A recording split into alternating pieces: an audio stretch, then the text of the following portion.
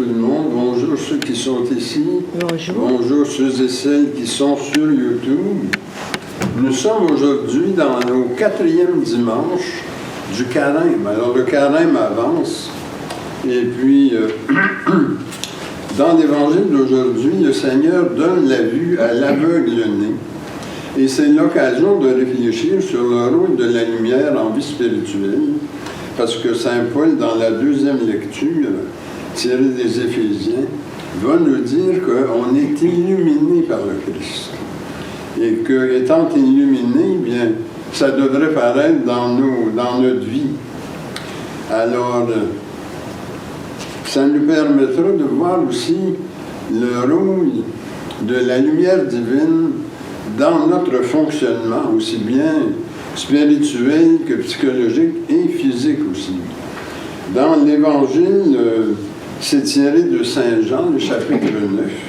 Et puis en première lecture, on a un extrait de 1 Samuel 16, qui est le choix que Dieu fait de David comme roi d'Israël.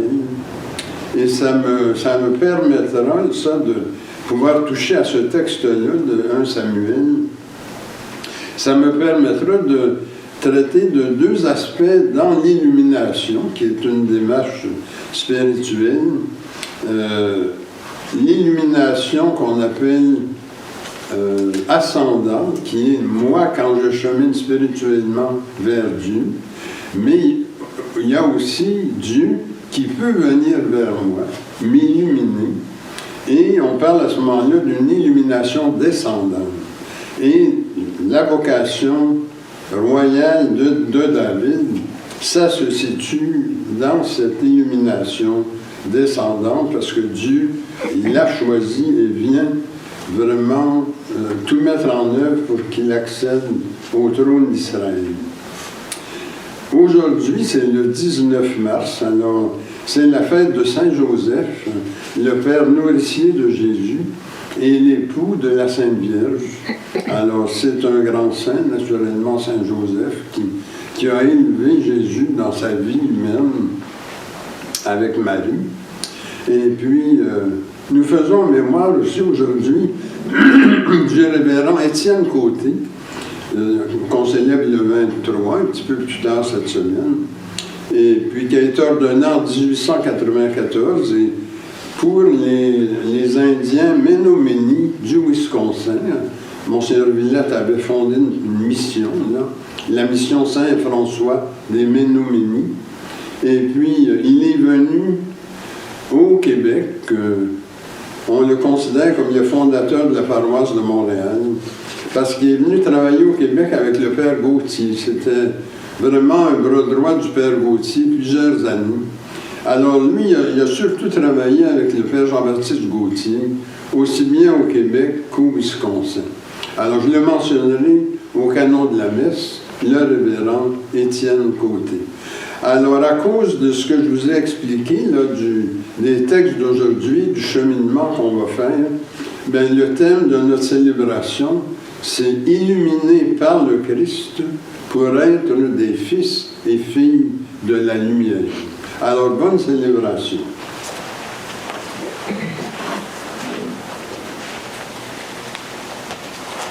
Le premier chant ce matin, c'est numéro 11, à page 65.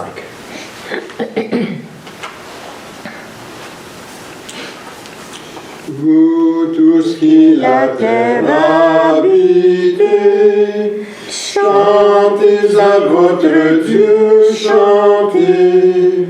Venez à lui pour le servir et de tout cœur vous réjouir. Sachez qu'il est le Dieu très haut et nous son peuple et son troupeau. Il nous créa pour être à lui. Sa main nous garde et nous conduit.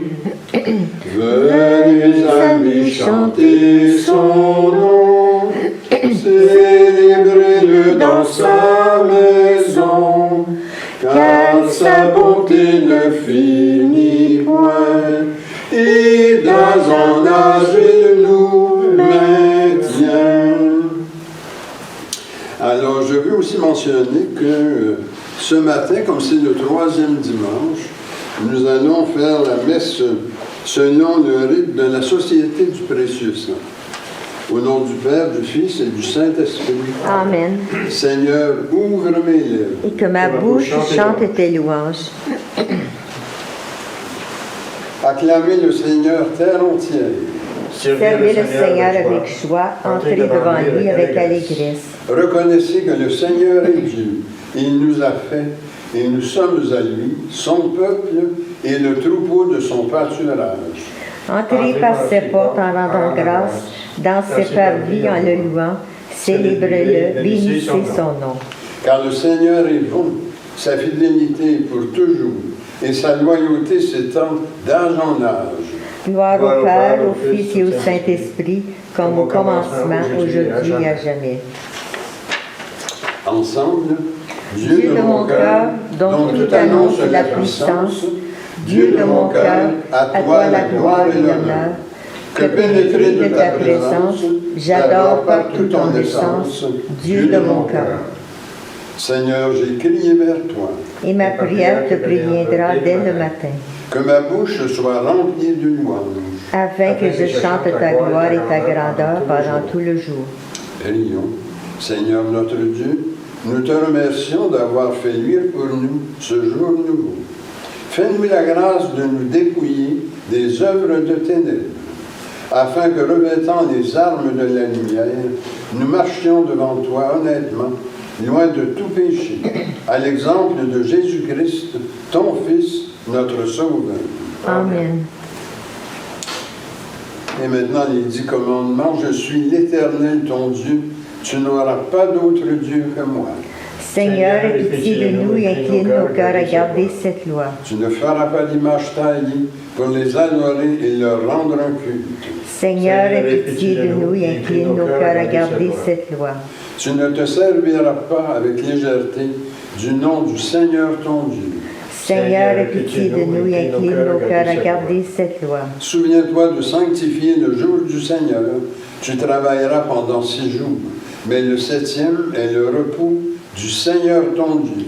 Seigneur, aie pitié de nous et incline nos cœurs à garder cette loi. Honore ton père et ta mère.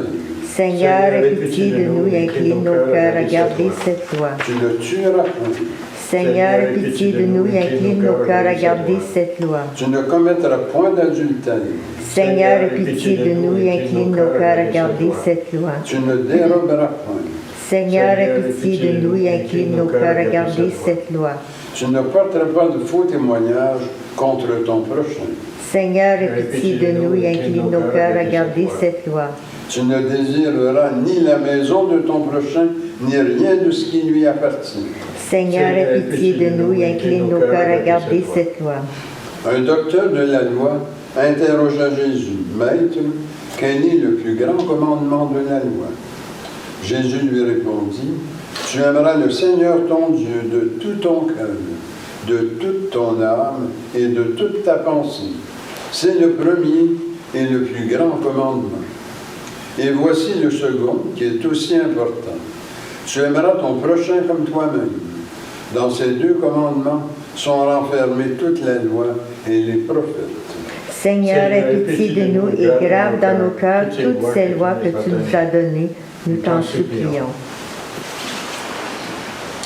Mes frères et sœurs, mettons-nous dans les dispositions pour recevoir l'illumination de Dieu. Et confessons-lui nos manques d'amour à son endroit et envers nos frères et sœurs.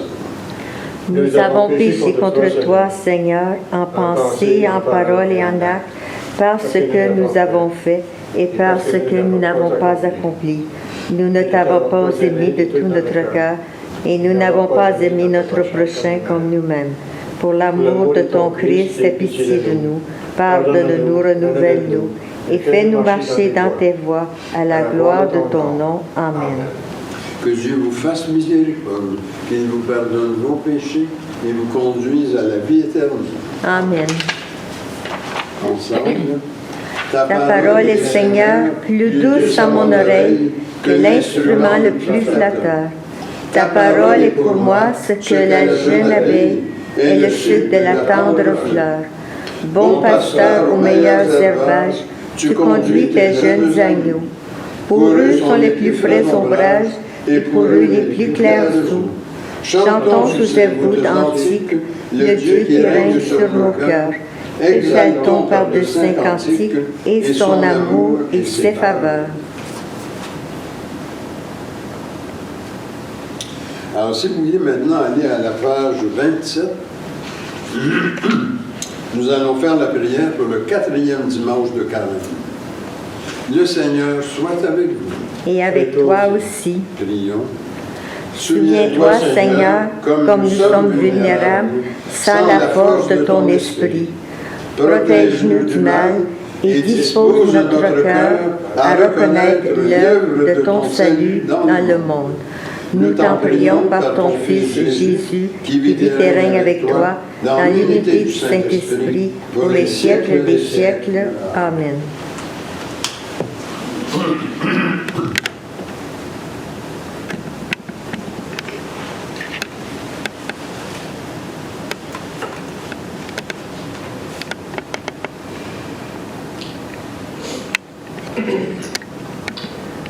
Le titre du premier livre de Samuel. Le Seigneur dit à Samuel, j'ai rejeté Saül, il ne règne plus sur Israël. Je t'envoie chez Jesse de Bethléem, car j'ai découvert un roi parmi ses fils. Prends une corne que tu rempliras de l'huile et or. En arrivant, Samuel aperçut Élaïm, un des fils de Jesse, et il se dit, sûrement c'est lui que le Seigneur a en vue pour lui donner l'onction. Mais le Seigneur dit à Samuel, ne considère pas son apparence mise en haute taille, car je l'ai écarté. Tu ne regardes pas lui comme les hommes, que les hommes regardent l'apparence, mais le Seigneur regarde le cœur. Jesse présentait ainsi à Samuel ses 7 fils. Et Samuel le dit, le Seigneur n'a choisi aucun de ceux-là. N'as-tu pas d'autres garçons? Jesse répondit, il reste encore le plus jeune. Il est en train de regarder le troupeau. Alors Samuel dit à Jesse, envoie-les le chercher. Ne le mettra pas à table tant qu'il ne sera pas arrivé. Jesse l'envoya chercher un garçon qui était roux, il avait des beaux yeux, il était beau. Le Seigneur dit alors, c'est lui, donne-lui l'onction. Samuel prit la corne pleine d'huile, lui donna l'onction au milieu de ses fils, frères. L'Esprit du Seigneur s'empara de David à partir de ce jour-là. Parole du Seigneur. Nous rendons gloire à Dieu.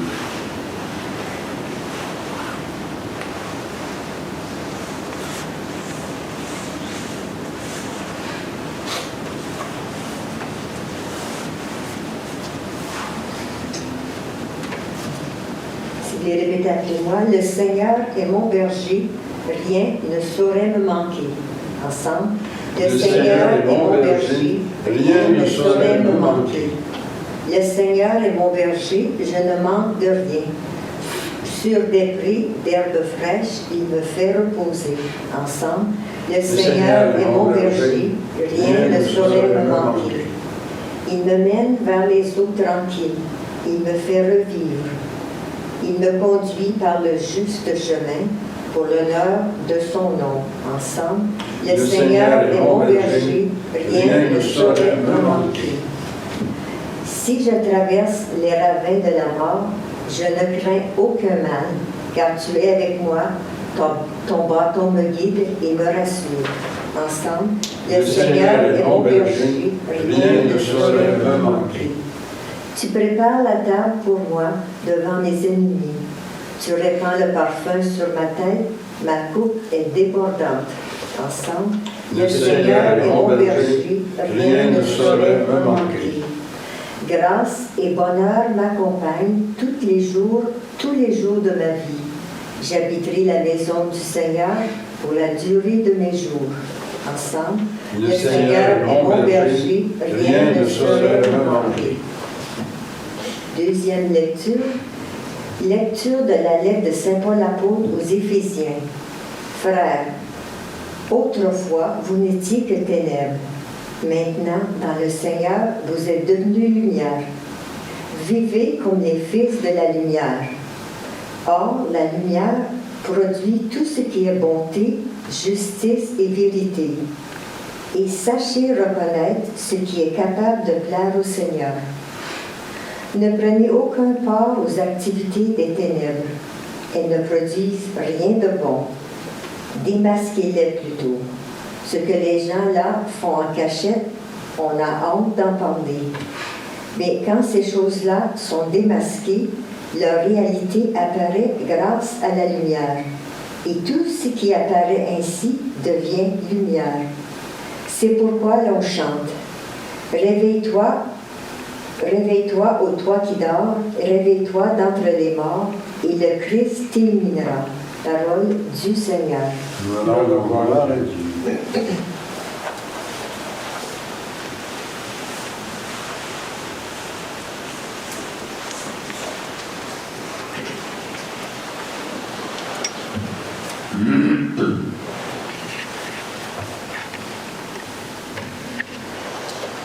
Je mets mon espoir dans le Seigneur, je suis sûr de sa parole.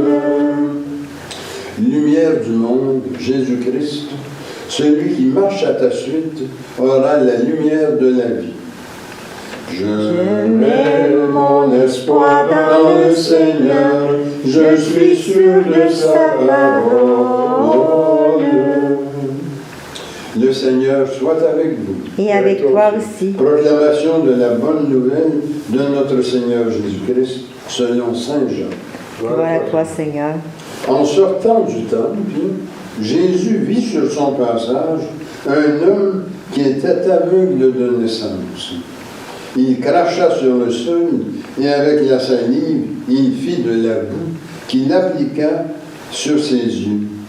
Et il lui dit, « Va te laver à la piscine de Siloé. » Ce nom signifie « envoyé ».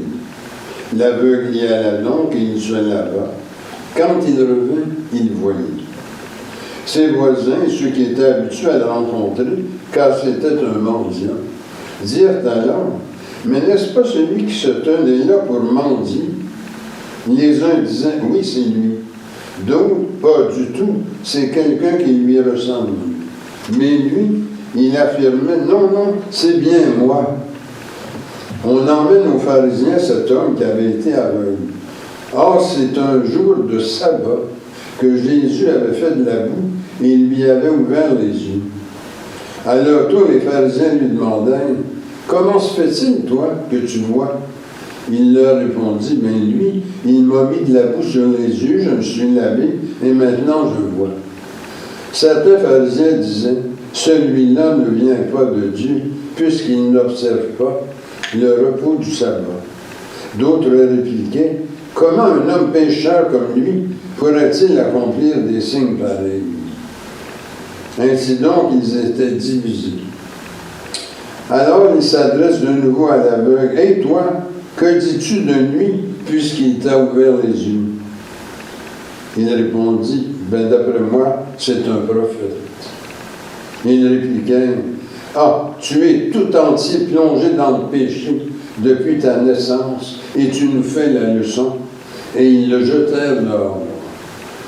Jésus apprit qu'il l'avait expulsé. Alors, il vint le trouver et lui dit, « Crois-tu au Fils de l'homme? » Il répondit, « Mais qui est-il pour que j'y croie? » Jésus lui répondit, « Tu le vois devant toi, c'est lui qui te parle. » Alors, se prosternant devant lui, il dit, « Je crois, Seigneur. » Acclamons la parole de Dieu. Louange à toi, Seigneur Jésus.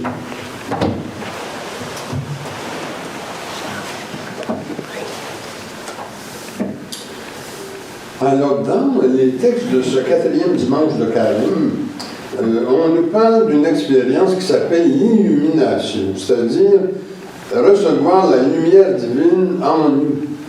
Et puis, cette lumière-là va travailler en nous de certaines façons qu'on va expliquer. Bon, l'illumination, c'est pas propre au christianisme. Hein. On trouve ça dans toutes sortes de traditions spirituelles et elles ont pas mal toujours la même structure. On trouve à peu près 5 phases là, dans une expérience d'illumination. La première phase, c'est la purification. Il faut vraiment se nettoyer, sortir du stress qui nous habite, de se débarrasser de nos tensions, pour être capable d'entrer dans l'expérience qui va nous mener à l'illumination. Alors ça se fait généralement, pas généralement, mais en tout cas, ça aide quand c'est fait comme ça, par un animateur ou une animatrice qui connaît certaines techniques pour faire opérer en nous cette purification. Après ça, la deuxième phase, c'est ce qu'on appelle l'interpellation ou la conscientisation. Arriver à saisir quelque chose quand on est en état pour le vivre. Et là, il y a d'autres petites techniques qui peuvent être utilisées, comme le mantra, par exemple. C'est qui est comme Maranatha, viens Seigneur Jésus, c'est un mantra, où on peut répéter Maranatha, viens Seigneur Jésus, et ça aide à conscientiser. Et quand on est conscientisé, on peut saisir des choses. La troisième phase, c'est ce qu'on appelle l'offrande ou l'offertoire. On s'offre à l'expérience, on se met en disponibilité. Et moi, quand j'animais des sessions comme ça, une technique que j'employais dans cette troisième phase, c'est des techniques de respiration. Amener les gens à connecter avec les mouvements respiratoires. Ça les amène à focaliser tranquillement.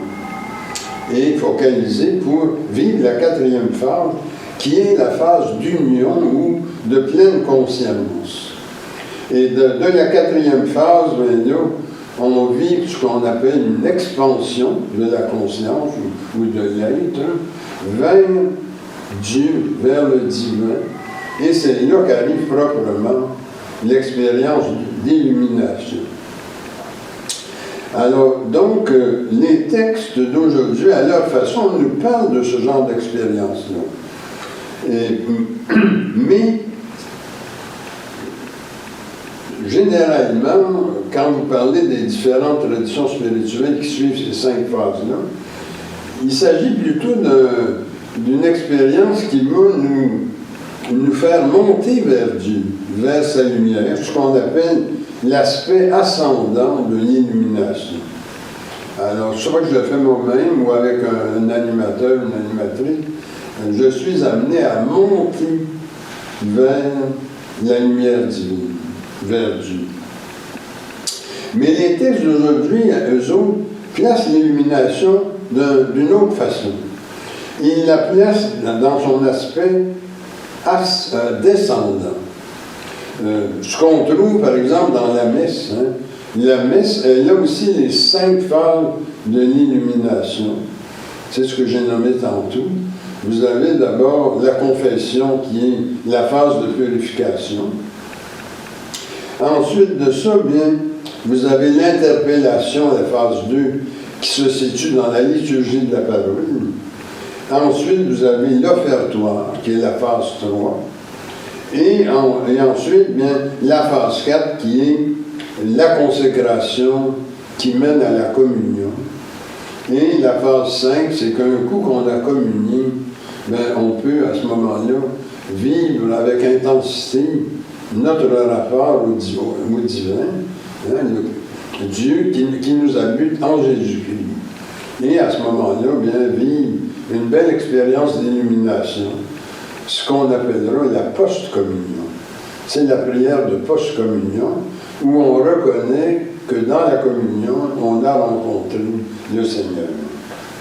Alors, donc la messe, c'est une expérience descendante. Parce que d'ailleurs, quand on fait la consécration, on appelle la descente du Saint-Esprit sur les espèces, qui va faire l'anamnèse eucharistique, c'est-à-dire la transformation des espèces en corps et sang de notre Seigneur Jésus-Christ. Alors, il y a un médecin qui a développé une technique qui s'appelle la psychosynthèse, Roberto Assagioli, qui lui aussi parle de cet aspect ascendant où Dieu vient à lui. Alors, il ne travaille pas juste avec l'aspect ascendant, il travaille avec les deux, pas juste avec le descendant, mais il travaille aussi avec l'ascendant. Mais au moins, il reconnaît que l'illumination n'est pas toujours ascendante, elle peut être descendante. Ça dit que Dieu vient à notre rencontre. Et c'est ce qu'on a dans la première lecture ce matin, tirée du prophète Samuel, quand David est choisi comme roi. 1 Samuel 16. Et c'est également le cas dans l'Évangile tiré de Saint Jean, la guérison de l'aveugle-né. Le chapitre 9, les versets 1 à 41. D'ailleurs, Jésus l'affirme dans l'Évangile de Jean, il est venu réaliser auprès de l'aveugle-né l'action de celui qui l'a envoyé. Alors Jésus l'affirme, c'est Dieu qui l'a mené vers l'aveugle-né pour l'illuminer, lui rendre la vue, l'illuminer. Saint Jean, chapitre 9, le verset 5. Après ma mort, cette guérison paraît déroutante parce qu'elle a lieu le jour du sabbat. Saint Jean, chapitre 9, le verset 14, ce qui est d'ailleurs un objet de scandale pour les pharisiens. C'est pour ça qu'ils sont tout mêlés, puis ils disent, ouais, mais peut-être que c'est pas très lumineux cette affaire-là, tu sais, parce que s'ils travaillaient vraiment au nom de Dieu, ils respecteraient le grand repos du sabbat. Ils ne viendraient pas guérir quelqu'un le jour du sabbat. Pourtant, quand on le regarde de près, on a vraiment les 5 étapes du processus d'illumination. D'abord, la purification, parce que Jésus fait de la boue qu'il applique sur ses yeux, puis il l'envoie sur l'abus. Alors, le lavement est vraiment une démarche de purification. Ensuite de ça, il l'interpelle au début. Quand il agit comme ça pour le libérer de sa situation d'aveugle, il l'interpelle, puis il l'interpelle. Alors, au verset 7, et plus loin aussi dans les versets 35 et 37, quand Dieu se dialogue, crois-tu au Fils de l'homme, etc., mais il dit, qui est-il que j'y crois? Mais il dit, tu l'as devant toi. Alors là, il s'offre, il se prosterne devant lui, ce qui correspond à la phase d'offrande, et puis qui débouche sur l'union, le verset 38 de Saint Jean, chapitre 9. Et ce qui, globalement, est une expérience d'illumination. D'ailleurs, l'aveugle-né, quand il recouvre la vue, affirme par 2 fois j'ai retrouvé la vue, j'ai été illuminé, je vois. J'étais aveugle et je vois. Alors, qu'on parle de l'illumination ascendante ou descendante, la première phase est très importante, celle qu'on appelle la purification. Et c'est pour rien qu'on a ce thème-là ce matin dans le 4e dimanche de Carême, parce que le Carême, c'est une grande purification. C'est un temps de purification que l'Église nous donne pour être prêt à la grande lumière de Pâques. C'est pour ça que on a aussi la possibilité de faire la vigile pascale, où on allume le feu et tout. Là. Vous voyez comment est-ce que plus on approche de la fête de Pâques, plus le thème de l'illumination devient important. Et comme on est au 4e dimanche, ça veut dire que là, on s'approche de Pâques. Hein? Il nous reste juste dimanche prochain, puis après ça, c'est la semaine sainte. Alors, la purification est importante. Le Carême s'y consacre complètement pour nous préparer. Et c'est cette phase-là qui est accentuée dans la première lecture, qui est une illumination descendante, parce que Jésus, à travers le prophète Samuel, vient choisir David comme roi et lui faire faire l'onction. Et regardez qu'est-ce qui va se passer à ce moment-là. Pourquoi a-t-il choisi le jeune David? C'est parce qu'il a une belle âme. Il a une belle âme, ce qui est révélé dans ses beaux yeux clairs. 1 Samuel 16, 12.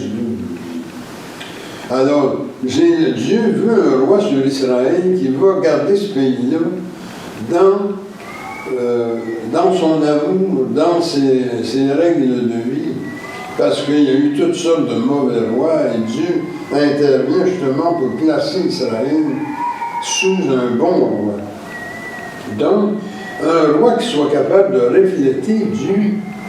Et c'est pour ça que, pour que ça se fasse, il faut que Dieu l'habite, parce qu'on n'est pas la bonté suprême, nous autres les humains. On n'est pas parfait. Alors, on ne peut pas être la bonté parfaite, on n'est pas parfait. Mais Dieu nous demande quand même de poser des actes parfaits. Pourquoi? Parce qu'il vient nous habiter. Et c'est pour ça que les beaux yeux clairs de David sont si importants, parce qu'ils sont le miroir de l'âme. C'est que s'il y a des beaux yeux clairs comme ça, il y a une belle âme dans laquelle Dieu peut venir habiter. C'est pour ça qu'à la fin du passage, on le dit clairement, l'Esprit du Seigneur est venu habiter le jeune David. Alors il révèle la pureté du cœur des yeux. Et c'est ça que Dieu regarde, nous dit l'Évangile. Et c'est ce qui permet de voir Dieu. Dieu est capable de... Dieu regarde ces yeux-là parce qu'il sent l'âme qui est prête à l'accueillir. Puis c'est aussi des yeux capables de le voir. Parce que Dieu ne nous prend pas de force, là. Il faut qu'on soit capable de le voir et de lui donner la permission de venir nous habiter. Alors, cette question des cœurs purs qui voient Dieu, nous l'avons dans le Sermon sur la montagne. Hein. On a ça chez Saint Matthieu, par exemple, le chapitre 5, le verset 8. « Heureux les cœurs purs, ils verront Dieu. » C'est bon, on s'en souvient de ça. Pourquoi cette histoire de l'âme et du cœur est si importante? C'est que dans l'âme sont inscrites les lois divines d'alternance et de rythme. C'est l'âme qui se souvient des grandes lois de Dieu, des grandes lois de l'univers, des facteurs naturels de santé.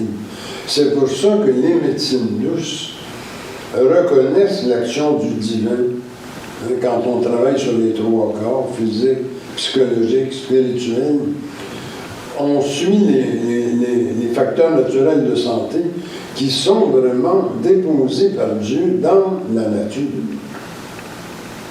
Alors, ces grandes lois qui sont gardées dans le cœur, dans l'âme, c'est-à-dire, encore faut-il que l'âme soit dynamique, vivante, pour les conserver. Et il faut la faire manger, l'âme. Alors, l'âme, c'est quoi sa nourriture? C'est la lumière divine. C'est pour ça que l'illumination est centrale. Parce que c'est comme ça que l'âme vit, se dynamise, et qu'elle peut se rappeler des grandes lois de Dieu. Et pourquoi le cœur arrive dans le décor? C'est que le cœur est le réceptacle des lois d'alternance et de rythme. Il est configuré comme ça. Si vous regardez les battements, vous voyez le rythme et l'alternance. Et quand quelqu'un fait dans son cœur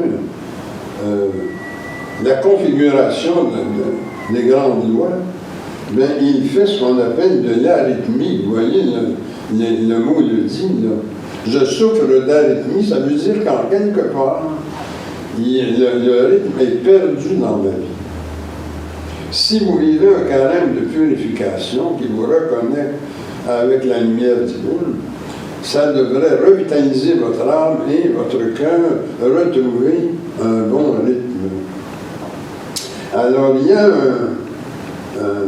un auteur qui s'appelle Rudolf Steiner qui a développé une approche qui s'appelle médecine pastorale. Lui, il appelle ça l'eurythmie. Le fait de ce rythme et de cette alternance qui est représenté dans le cœur et qu'on voit exprimé dans les battements cardiaques. Alors, c'est là qu'arrivent tous les phénomènes, par exemple, de dysrythmie cardiaque, comme les extrasystoles, des phénomènes comme ça. Hein. La médecine en rend compte de la perte de rythme. Alors, quand on va vers l'illumination divine, c'est pas juste spirituel, c'est que c'est spirituel pour ensuite se répandre dans tout notre corps, dans l'aspect physique et dans l'aspect psychologique. C'est pour ça que Saint Paul, dans sa lettre aux Éphésiens, dit qu'une fois illuminé, il faut être fils et filles de lumière, c'est-à-dire traduire dans notre comportement cette eurythmie-là. Hein? L'eurythmie amène le croyant chrétien à ne pas vivre que pour lui-même, mais pas juste faire du mi. Il faut qu'il soit solidaire avec les autres, il faut qu'il soit attentif aux autres. Il ne faut pas que dans la vie, il fasse juste prendre pour lui. Il faut qu'il soit capable de donner, vous voyez, l'alternance. Il faut que ça se traduise dans l'alternance. Alors, dans sa lettre aux Éphésiens, Saint Paul dit, un coup illuminé, il faut qu'on soit capable de vivre en fils et filles de lumière. Or, la lumière divine produit l'eurythmie, ce qui se traduit en bonté, justice et vérité. Éphésiens 5, le verset 9. Alors, en conclusion, qu'on monte vers Dieu ou qu'il vienne à nous, l'illumination, c'est un phénomène clé dans notre vie. Et l'eurythmie qu'on recherche a besoin de la lumière divine pour éclairer notre âme et la renforcer dans son rôle de gardienne des grandes lois ou règles de l'univers. L'alternance et le rythme. Et que ça se reflète dans le cœur. Et ça mène dans ma vie de tous les jours à une vie chrétienne, c'est-à-dire je suis capable d'exprimer de la bonté envers les autres, avoir le sens de la justice, ne pas embarquer dans la collusion ou la corruption qui nous guette constamment, que ce soit dans notre environnement, au travail, parmi nos amis. La collusion et la corruption nous guettent constamment. Ben, paye pas ça, tu n'auras pas de taxes, paye en dessous de la table, paye cash. Ça, c'est tous des phénomènes de corruption. Hein? Alors, quand je vous dis que c'est partout, je mens pas. À tout bout de champ, on est exposé à la collusion et à la corruption. Alors, pour vivre en chrétien, il faut être capable de bonté, c'est-à-dire pas exploiter l'autre, mais lui traduire l'amour que Dieu a pour moi. Parce que dans le fond, quand vous poussez plus loin, cette lumière divine-là, c'est son amour. C'est l'amour de Dieu, la lumière. C'est vraiment la résonance en moi de la bonté de Dieu pour le monde. Et ça me rend également capable, quand j'ai l'eurythmie, un coup illuminé, de traduire la justice de Dieu. Être très sensible au fait de ne pas exploiter mes semblables et de ne pas contribuer à leur exploitation ou à leur domination ou à leur élimination. Et puis, vivre dans la vérité, comme dit Saint Paul, Éphésiens 5, 9. La vérité, c'est le fondement de mon être. La vérité, c'est reconnaître au jour le jour que Dieu est mon fondement et que si j'observe les règles de vie qu'il me donne, tout se passe au mieux pour moi. Or, pour que ça s'accomplisse, puis ça, Saint Paul en parle dans sa lettre aux Éphésiens, il faut que je dissipe les ténèbres qui font obstacle à la pénétration de la lumière. Il ne faut pas que je me laisse entraîner par le péché. Et cette lumière, bien, elle est l'esprit, l'amour de Dieu. Et d'où l'importance de la phase de purification qu'on a dans le processus d'élimination, l'importance du carême, en fait, qui est une grande phase de purification. Heureux les cœurs purs, a dit Jésus, ils verront Dieu, dans Matthieu 5. Et c'est ce qui amène Dieu à choisir David comme roi. Parce qu'il a les yeux clairs, ses yeux révèlent un cœur pur, un cœur capable de voir Dieu, de recevoir sa lumière et de traduire cette lumière-là, finalement, devenir lui-même un fils de la lumière. Alors, je termine par une prière. Seigneur Jésus, la grâce de Dieu est avec ceux et celles qui t'aiment. Je veux marcher à ta suite dans l'amour divin, dans la lumière divine. Aide-moi à discerner ce qui est bien et à vivre dans l'eurythmie remplie d'amour, de bonté, d'humilité, de douceur et de patience. Amen. Au nom du Père, du Fils et du Saint-Esprit. Amen.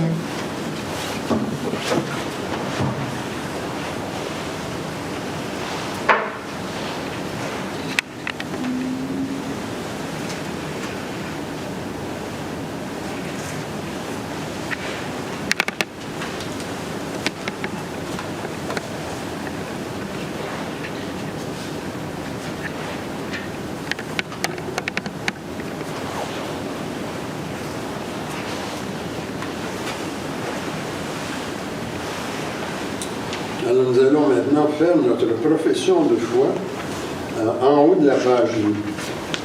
Je crois en Dieu, Le Père Tout-Puissant, Créateur du ciel et de la terre, et en Jésus-Christ, son Fils unique, notre Seigneur, qui a été conçu du Saint-Esprit, est né de la Vierge Marie, a souffert sous Ponce Pilate, a été crucifié, est mort, a été enseveli, est descendu aux enfers, le troisième jour est ressuscité des morts, est monté aux cieux, est assis à la droite de Dieu, le Père Tout-Puissant, d'où il viendra juger les vivants et les morts.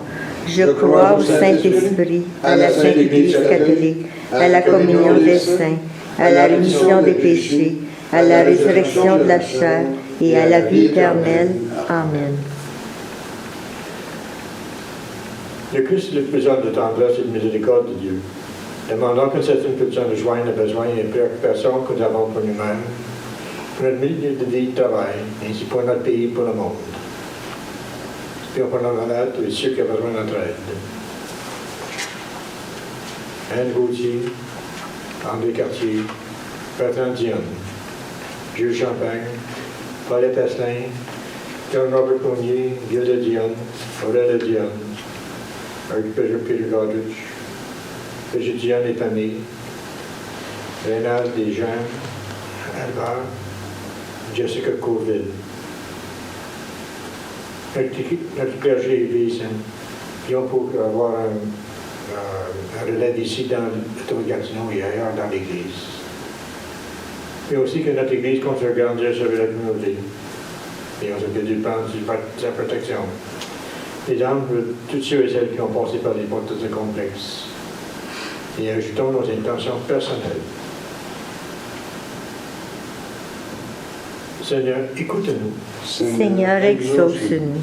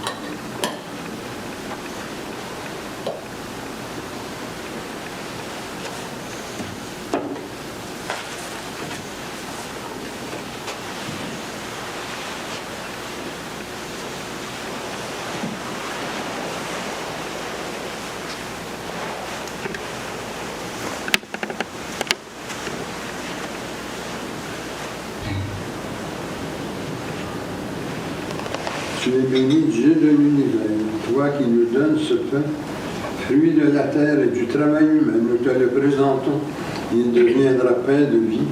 Béni sois-tu maintenant et toujours. Tu es béni, Dieu de l'univers, toi qui nous donnes ce vin, fruit de la vigne et du travail humain. Nous te le présentons, il deviendra vin du royaume éternel. Béni sois-tu maintenant et toujours.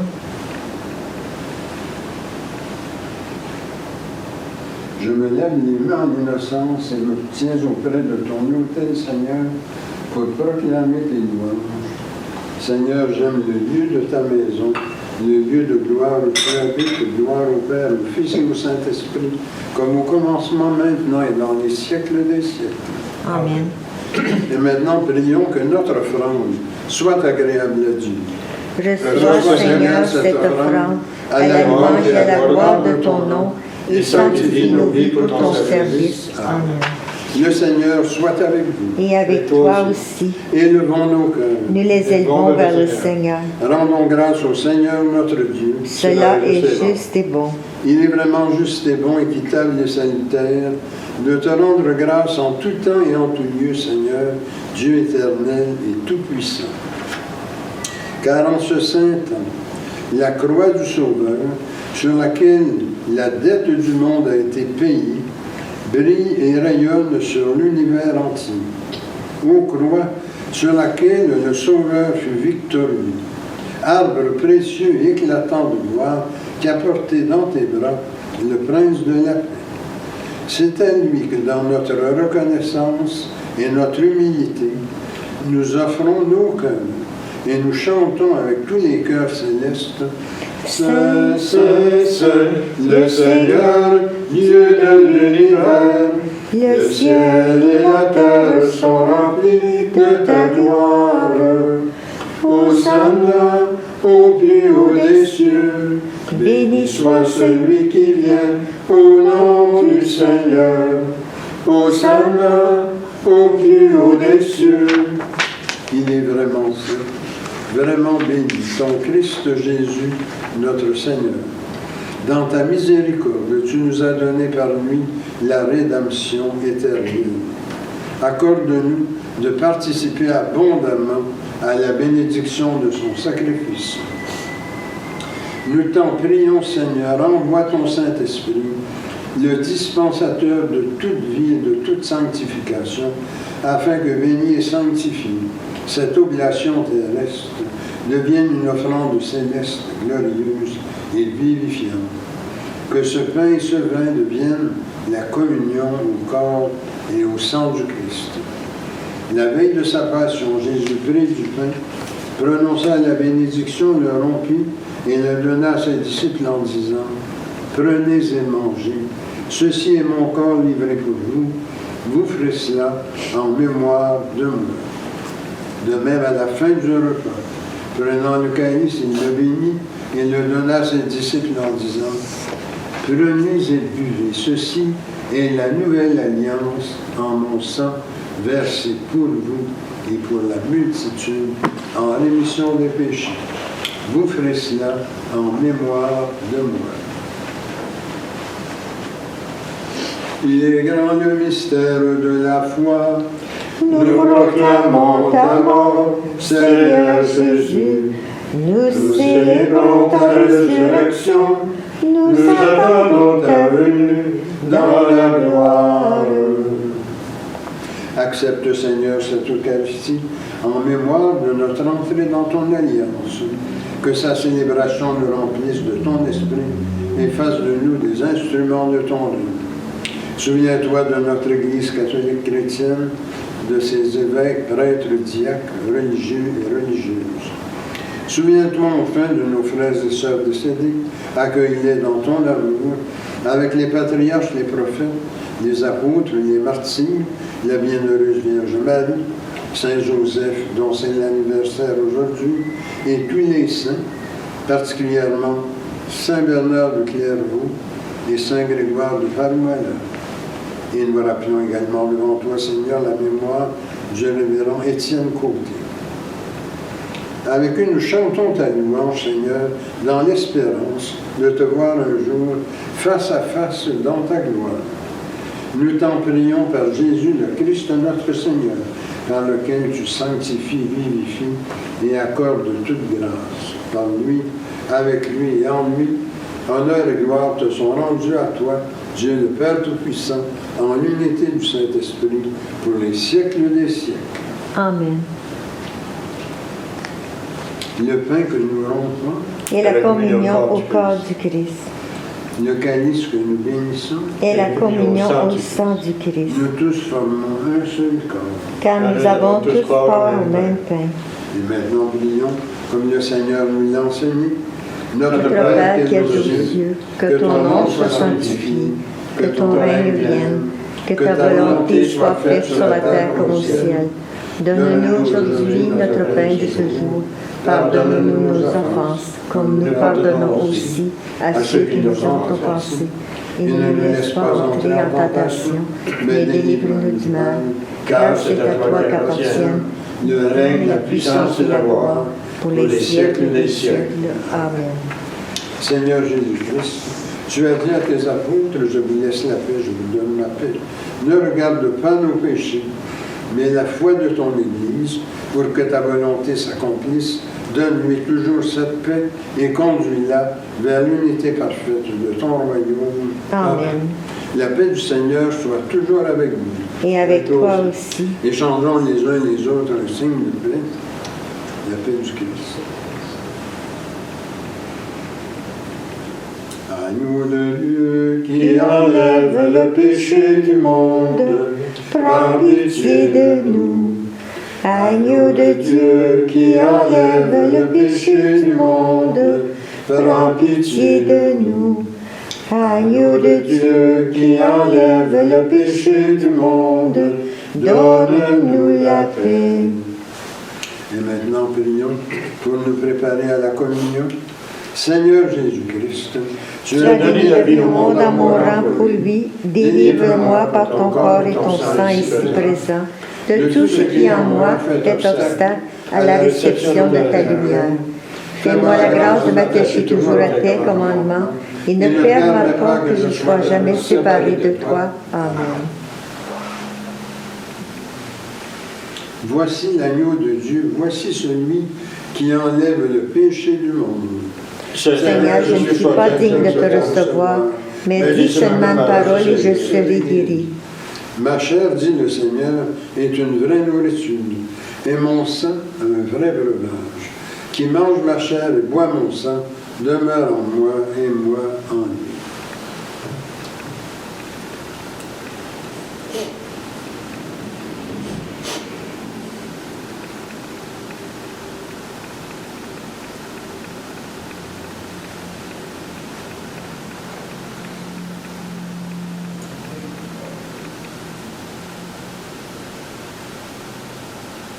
Que le corps et le sang de notre Seigneur Jésus-Christ me gardent pour la vie éternelle. Amen.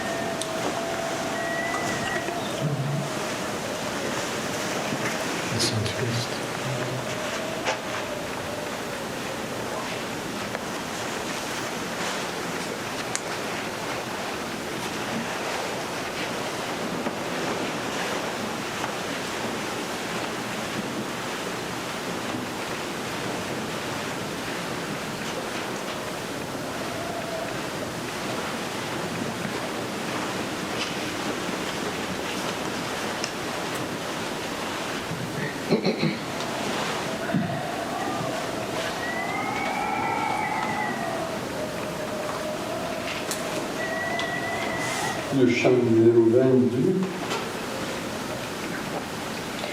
Nous t'adorons, ô Christ sauveur et maître, vraiment présent dans ce repas sacré. Tu viens à nous, transfigurant notre être, nous donnant part à ta divinité. En cet instant, Seigneur, nos cœurs débordent de gratitude et de bonheur parfait. Voici qu'en nous, par ta miséricorde, ton corps, ton sang demeure à jamais. Louange et gloire, honneur à Dieu le Père, louange égale au Christ ressuscité, au Saint-Esprit, gloire au ciel sur terre, en tous les temps et dans l'éternité.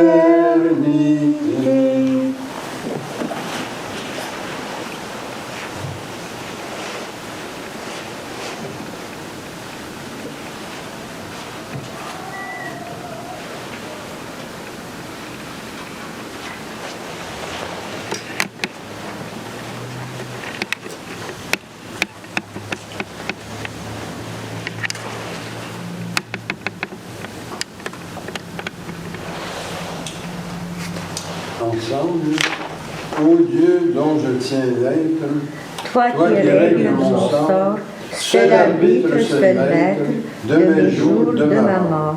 Je t'offre les prémices du jour qui luit sur moi. Je veux sous tes auspices ne le donner qu'à toi.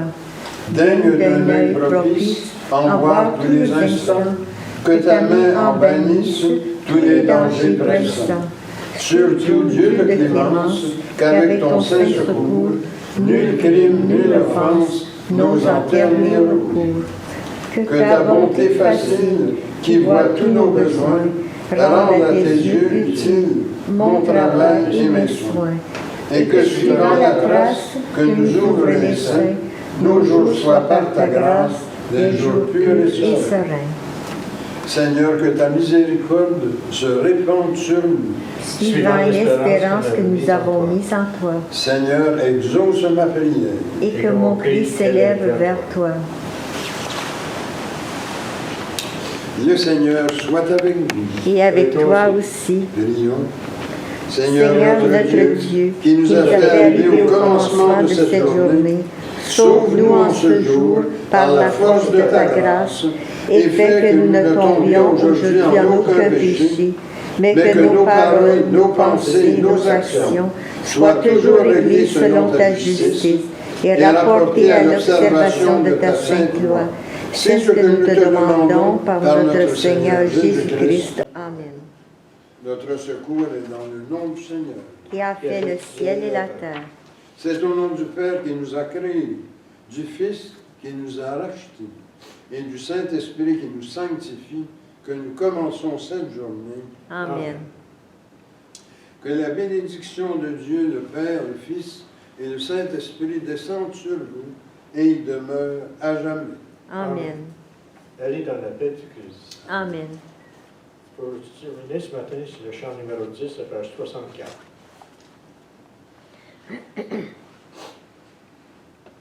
Ô Dieu sauveur dont la lumière a resplendi au temps de nos aïeux, viens sur ton Église en prière, répandre encore ton éclat radieux.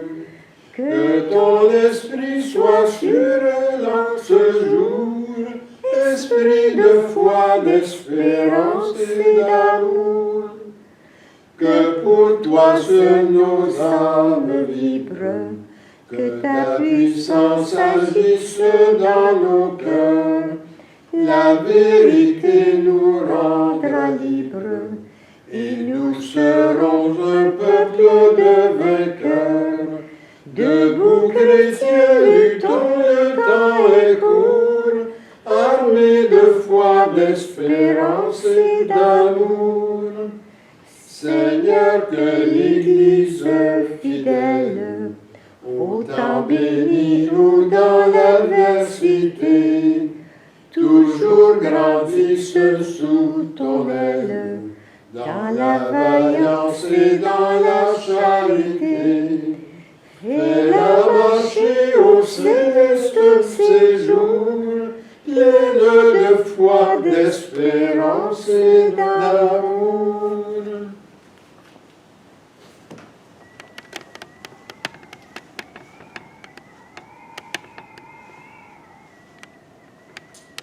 Alors, bonne semaine à tous. Merci à vous aussi.